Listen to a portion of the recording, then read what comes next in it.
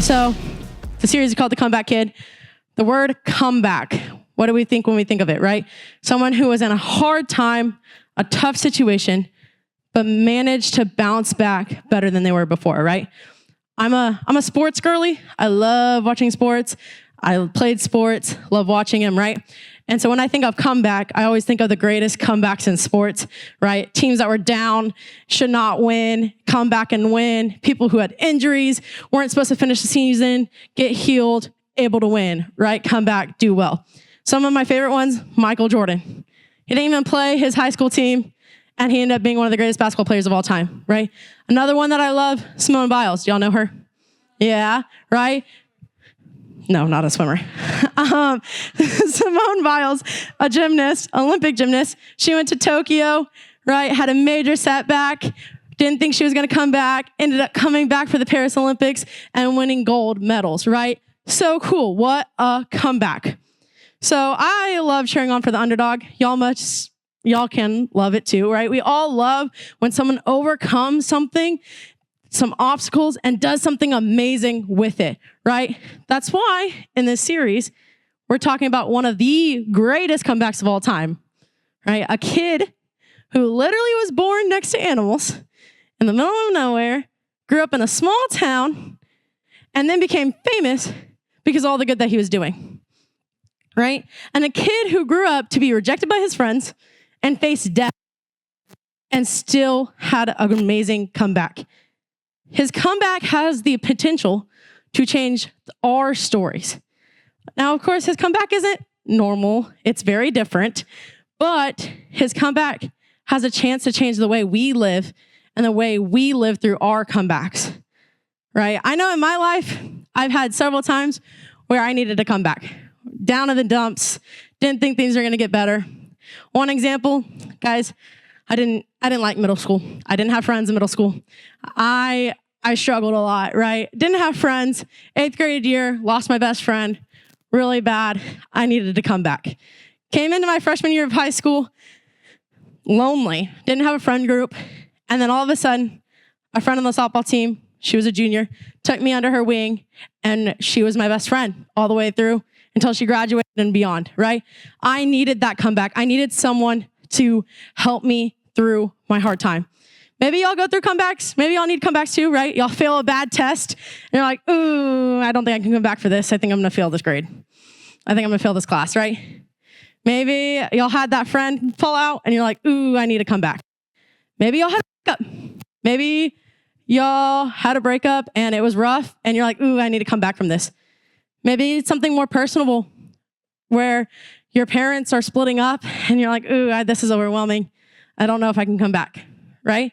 I don't know if things get better. So we all look in these moments of needing a comeback, we look for solutions. We look for solutions and ways to make it better, right? Maybe if our friendship is struggling, we do this grand gesture to try to make up for all the hard and the fighting that y'all do, right? Maybe if y'all break up with someone, you change your hair, change your clothes, change out what you look like, change who you hang out with to try to make it better, right? Or we look for an escape when we need to come back, right? Scrolling on social media to avoid our emotions, right? Go out and party with friends because we're trying to numb the pain. Or we ghost a friend and isolate ourselves because we don't want to talk to anybody because you're down and the world is overwhelming, right? We're looking for solutions to our problems. And sometimes looking for solutions in a good and healthy way is great.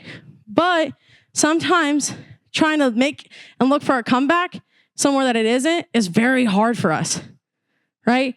We're trying to get the approval and we don't get the approval that we're looking for or hoping for. And it's just a tough situation.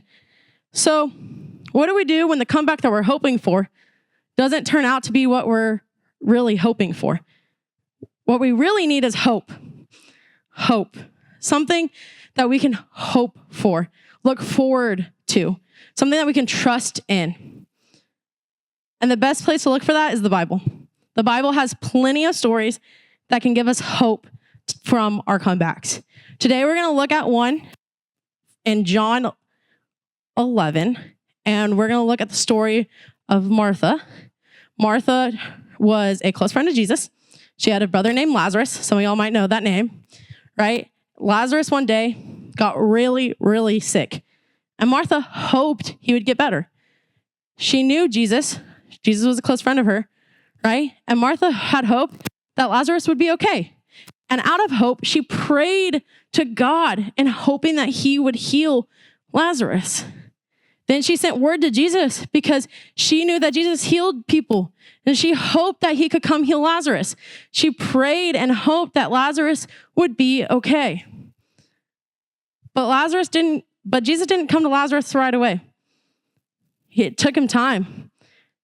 And honestly, Jesus was too late. Lazarus had died. That's hard. Because the one thing Martha was hoping for didn't happen. Lazarus was dead 4 days before Jesus got there. I know if I was Martha, all my hope would be gone. I'd be like, I hoped he would heal, and now he's dead, and now I don't know what to do, and all my hope is gone. I know that's what I would have been saying. But let's look at what Martha said to Jesus when he came. It's in John 11, verses 21 through 24. If y'all have y'all's phones, y'all can pull them out, or Bibles. Martha is talking to Jesus in this moment, and she said, Lord, Martha said to Jesus, if you had been here, my brother would not have died. But I know that even now, God will give you whatever you ask. Jesus said to her, your brother will rise again. And Martha answered, I know he will rise again in the resurrection at the last day. Guys, Martha was honest. She said, if you had been here, right? Like, oh, Jesus, where were you? Right? Very disappointed. But she was honest and hoped that Jesus would have been there to heal her brother. She also seemed to still have some hope, right? She said, I know one day he'll rise again. I know he will rise again.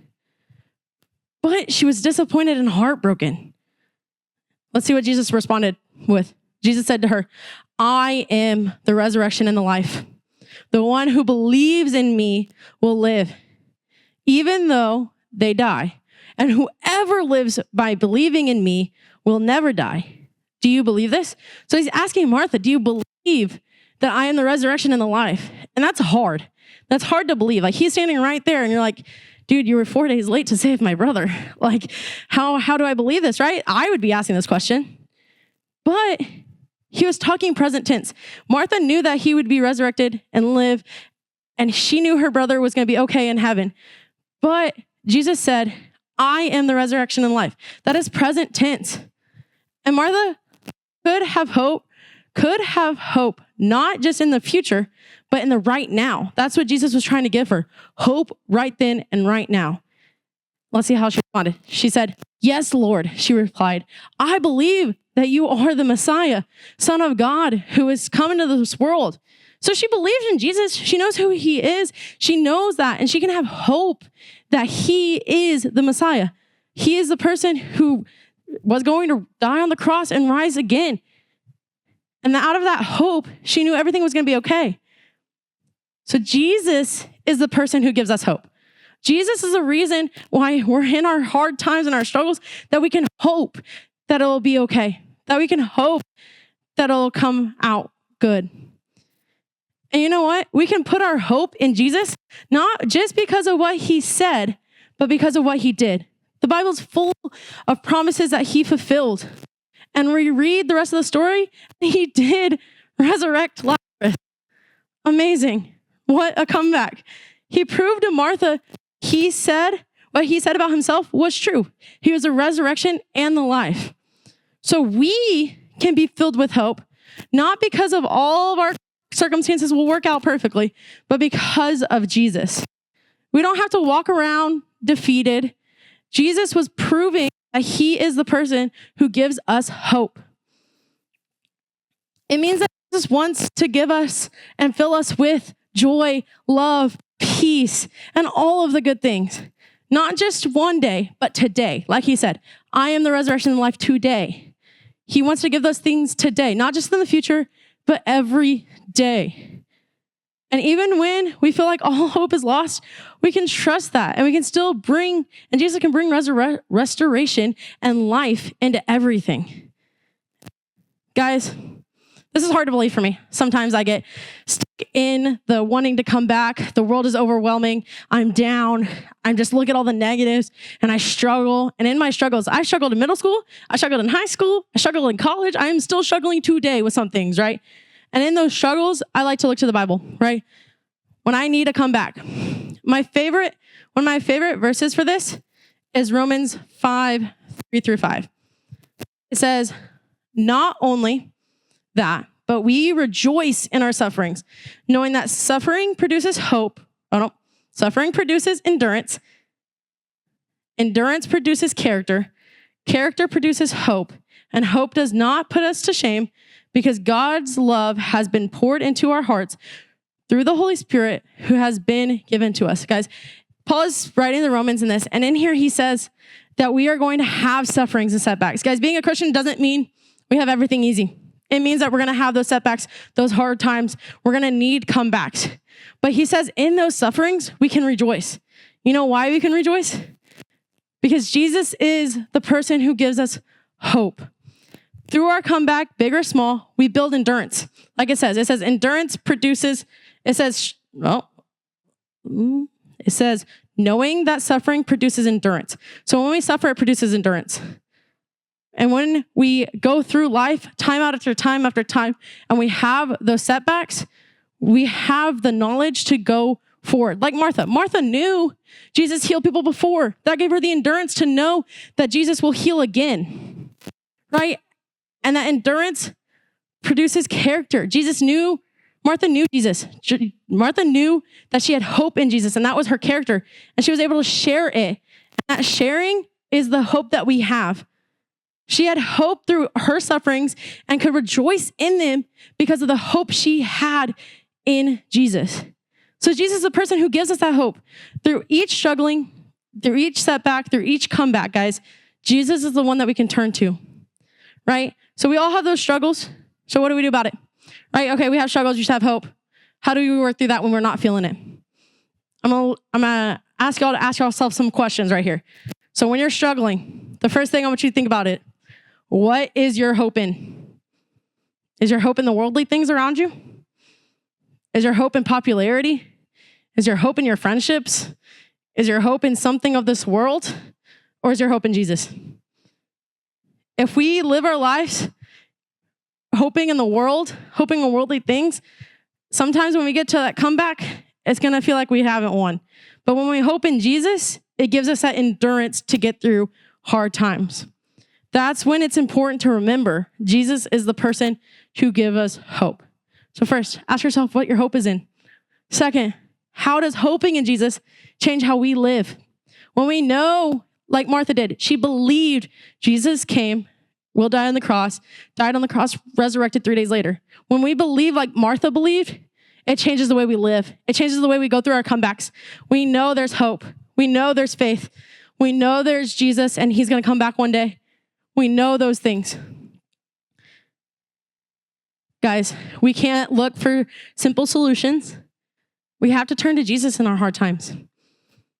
Having hope can be difficult, but the good news is we don't have to do it alone.